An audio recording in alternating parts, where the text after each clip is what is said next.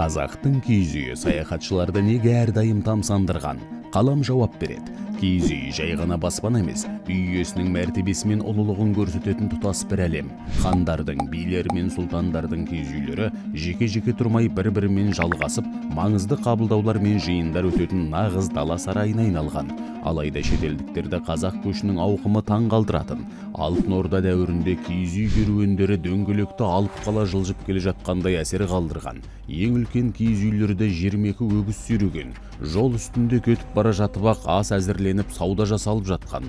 Көш тоқтаған жерде дәл ортаға ханның ақ киіз үйі тігілетін.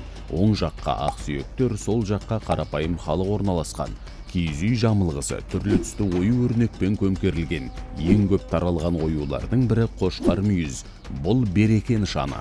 Ал отбасының бақуатты өмірінің басты белгісі ошақ үстіндегі қара шаңырақ еді. Ол неғұрлым ескі әрі күйеден қап-қара болса, соғұрлым отбасы дәулетті деп саналатын. Шаңырақ, кереге, басқұр сынды элементтерді заманауи зергерлік өнерден де кездестіруге болады. Мысалы, киіз үйдің символикасына негізделген қазақ ювелир жасаған ерекше топтама көшпенділердің үйіне тән төл туманы бүгінгі әсем дизайнмен үйлестіреді. Оның әрбір бөлшегі тарихқа айналған нәзік мұраның ажырамас бөлігі іспеттес.